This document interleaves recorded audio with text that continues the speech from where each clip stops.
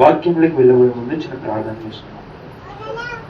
ప్రేమ గల తండ్రి, కృపగల దేవ తండ్రి, ఇంత చక్కని సమయాన్ని మాకు దయచేసినందుకు నీకు వేల కొలది వందనాలు, స్తుతులు, స్తోత్రములు. ఆయన ఈ ఆదివార దినాన నా తండ్రి, ఏవైతే మాటలు మేము నేర్చుకోబోతున్నామో, మాట్లాడబోతున్నామో, అవి జాగ్రత్త మా హృదయాలు మేము ఫలింపజేసుకునేటువంటి జ్ఞానాన్ని మాకు దయచేయండి.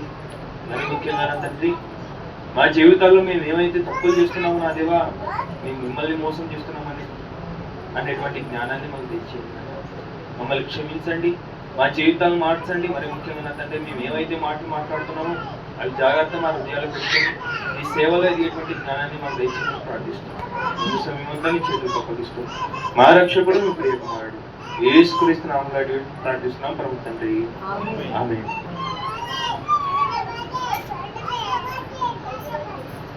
మొదట మీ అందరికి ఒక చిన్న మాటను అడుగుతాను, చెప్పండి. మోసం అంటే ఏంటి, లేదా ద్రోహం అంటే ఏంటి? రెండో ఒకటేనా? అసలు ఈ సందర్భంలో, అసలు ఈ ఆదివారం దినాన మోసం అన్నటువంటి ప్రస్తావన నేను ఎందుకు ఎత్తుకొని వచ్చానంటే, లోకములో కొన్ని విషాదకరమైనటువంటి సంగతులు జరుగుతున్నాయి. మోసం ఎలా చేస్తున్నాం అబ్బా అని అంటే, అసలు మోసం ఎందుకు జరుగుతుంది, మోసం ఎవరికి చేస్తున్నాము అని అంటే, మోసం మనమే పోతున్నాము. తిరిగి ఈ మోసం ఎవరికి చేస్తున్నాం అంటే, క్రైస్తవులుగా మనము తండ్రి అయిన దేవునికి మోసం చేస్తున్నాం.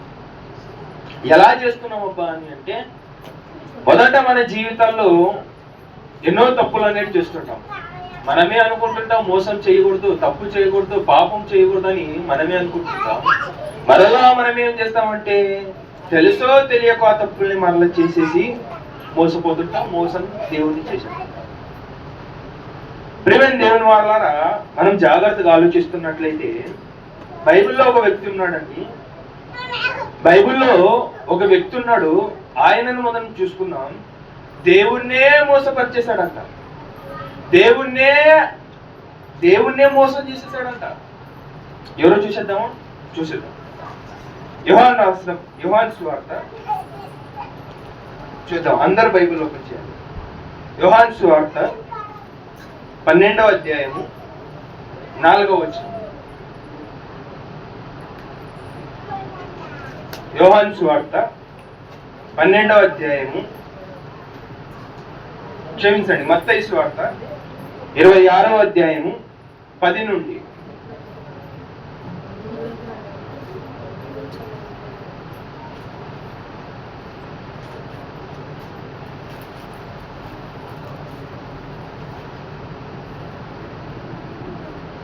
యేసు సంగతి తెలిసి 26వ అధ్యాయం మత్తయి సువార్త 10 నుండి.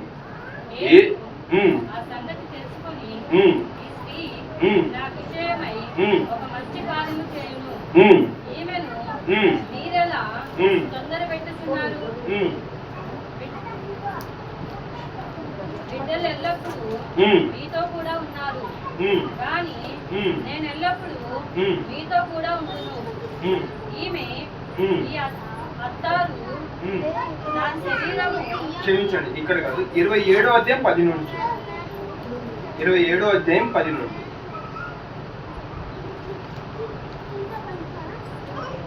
వెండి నాణములు తీసుకొని 10 నుండి. వెండి నాణములు తీసుకొని ప్రభువు నాకు నియమించిన కార్యము నియమించిన ప్రకారము వాటిని కుమ్మరించి వాని పొలమున ఇచ్చిరి అని ప్రవక్త అయిన ఇర్మియా ద్వారా చెప్పబడిన మాట నెరవేరును. యేసు అధిపతి ఎదుట అప్పుడు అధిపతి యూదుల రాజు నీవేనా అని ఆయనను అడుగగా, యేసు అతనిని చూచి నీవన్నట్లే అనేను. చాలు. ఈ సందర్భం ఎక్కడదని అంటే, యేసుక్రీస్తు వారిని ఒక వ్యక్తి అప్పగిచ్చేస్తాడు. ఎవరైనా? ఇస్కరియోతు యూదా. ఈయన ఎవరిని అప్పగించేస్తాడంటే దేవుణ్ణే అప్పగించేస్తాడంట. దేవునితోనే తిరిగేసి దేవుడు పెట్టినటువంటి ఆ తిండిని తినేసి అంతా చేసేసి చివరికి శాస్త్రులు పరిచయులు వాళ్ళందరూ పెద్దల దగ్గరికి వెళ్ళేసి ఆయనకు మీకు అప్పగిచ్చేస్తాను, వాటికి బదులుగా నాకు ఏమి ఇస్తారని చెప్పేసి వారితో డిమాండ్ మాట్లాడతాడు. మాట్లాడగానే అయ్యా నీకు 30 వెండి నాణ్యములు ఇస్తాము, ఆయనకు మాకు పట్టుకొని ఇచ్చేయి అని చెప్పేసి అనగానే ఇతను ఏం చేస్తాడు, 30 వెండి నాణ్యాలకు ఆశపడి ఆయనను అప్పగించేస్తాడు. ఇది కాదా మోసం? ఇదేనా అండి మోసము? మోసం ఇదే. అక్కడ చూస్తున్నటువంటి ఆ ఇస్కరియోతు యూదా ఈ సందర్భం ఎవరితో పోలుస్తున్నాడంటే మనతోనే పోలుస్తున్నాడు. ఎలా పోలుస్తున్నాడు అబ్బా అని అంటే ఆయనతోనే మనం ఉంటున్నాం, ఆయన సన్నిధిలోనే మనం ఉంటున్నాం, చేయాల్సినటువంటి పనులన్నీ చేసేస్తున్నాం. అబద్ధాలు మాట్లాడట్లేదు, పాపం చేసేట్లేదు, దొంగతనం చేసేట్లేదు, ఖచ్చితంగా చేసేస్తున్నాం. ఇవన్నీ చేసేస్తూ దేవునికి ఏం చేస్తున్నాం తెలుసా? మోసం చేస్తున్నాం. అందుకే కీర్తనకారుడు ఏమంటాడు చూడండి ఆ మాటను. కీర్తన గ్రంథము 12వ అధ్యాయం 2వ వచనం.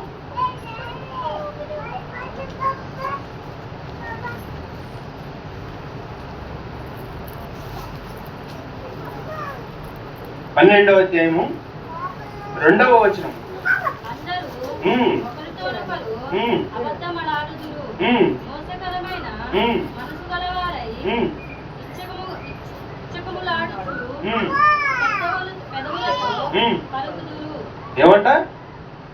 ఏమంటున్నాడు ఇక్కడ?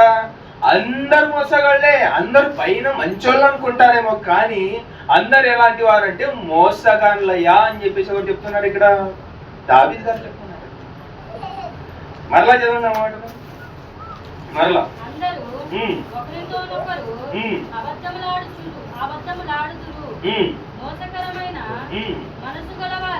మోసకరమైన మనస్సు గలవారై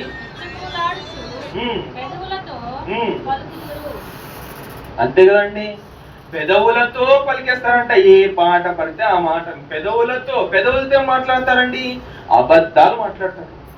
అబద్ధం ఆడకూడదు అని చెప్పేసి బైబిల్ చెప్తే, దేవుడు చెప్తే మనం ఏం చేస్తాం? అబద్ధం మాట్లాడేసి దేవునికి మోసం చేశాం.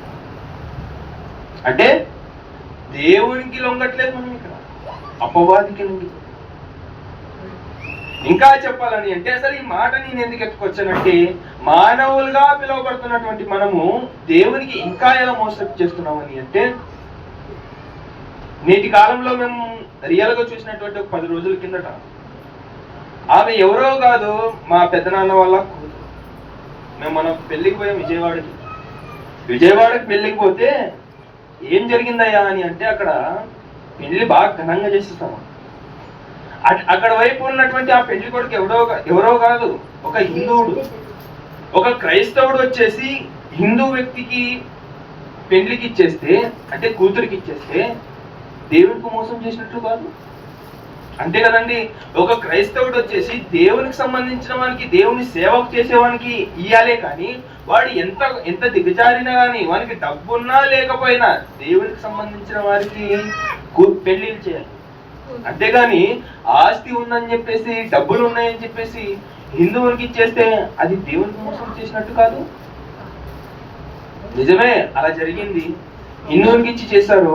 కరెక్ట్ గా 3 రోజులకే లేదా 4 రోజులకి ఆ అమ్మాయికి ఏమని తెలుసు, ఆ అబ్బాయికి ఏమని తెలిసిందంటే, ఆ అమ్మాయి అంట నా 3వ భార్య అంట.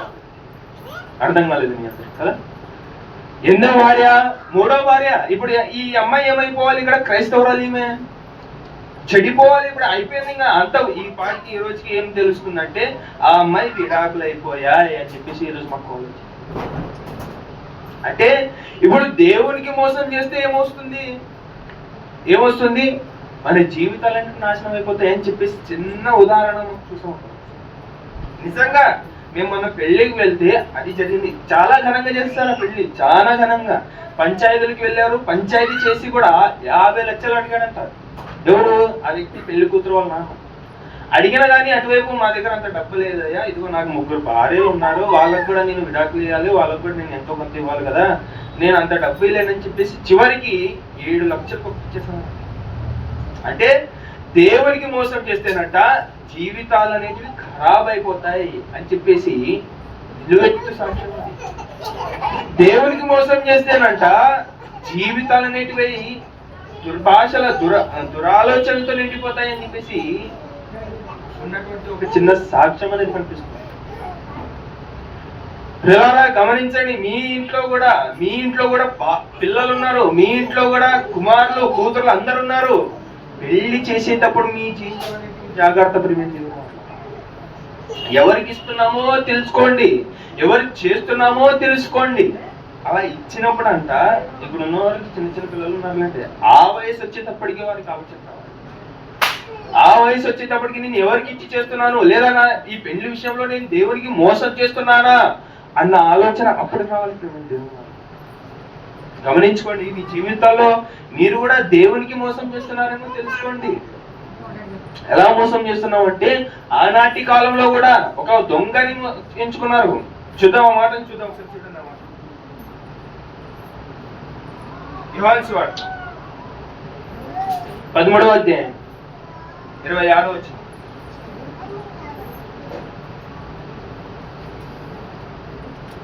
యోహాను సువార్త 13వ అధ్యాయం 26వ వచనం.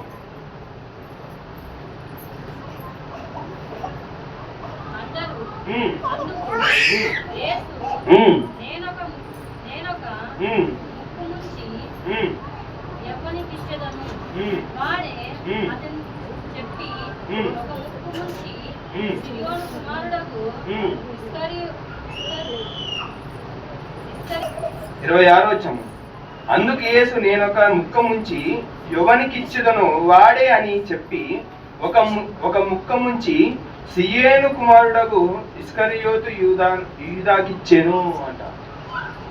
ఎవరు మోసం చేస్తున్నాడంటే ఇక్కడ ఇస్కరియోతు యూదాకి మోసం చేస్తున్నాడంట. అక్కడే చెప్పు, దేవుడికి తెలుసంట. ఏమని తెలుసంట అని అంటే ఎవరు మోసం చేస్తున్నారో నాకు తెలుసు, ఎవరు అప్పగిచ్చేస్తున్నారో నాకు తెలుసు. అలానే ఎవరైతే దేవునికి మోసం చేస్తున్నారో దేవునికి తెలుదని చెప్పేసి మీరు అనుకోకండి.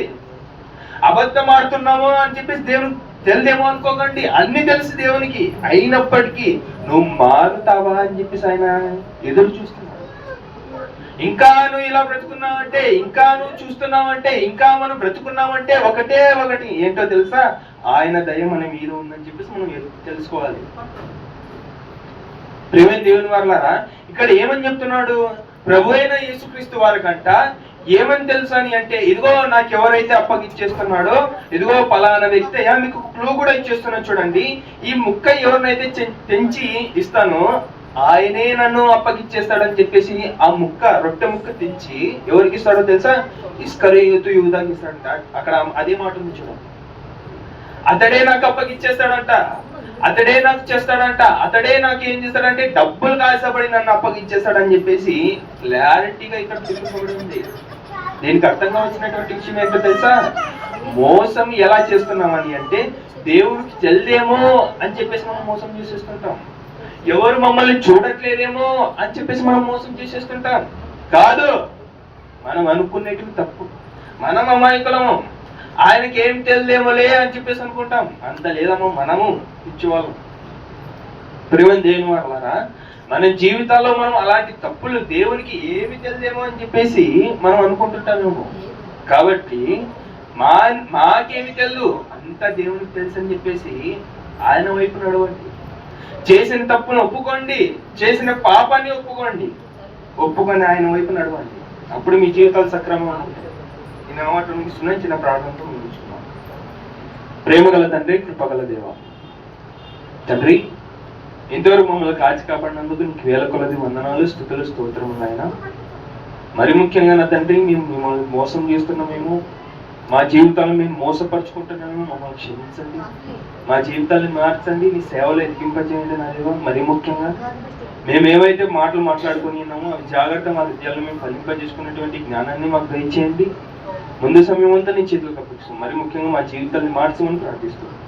మరి ముఖ్యంగా నా తండ్రి, మేము మిమ్మల్ని మోసపరుస్తున్నామేమో, మమ్మల్ని క్షమించమని ప్రార్థిస్తాం. ఘనత మహిమ నీకే చెందాలని మా రక్షకుడు నీ ప్రియ కుమారుడు యేసుక్రీస్తు నామములో ప్రార్థిస్తాం పరమ తండ్రి, ఆమేన్. అందరికీ